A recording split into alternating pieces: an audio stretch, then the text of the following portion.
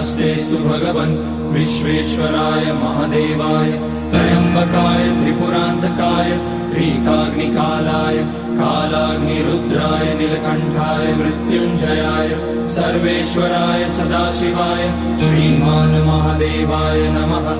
ॐ नमः शम्भवाय च मयोभवाय च नमः शङ्कराय च मयस्कराय च नमः शिवाय च शिवतराय च।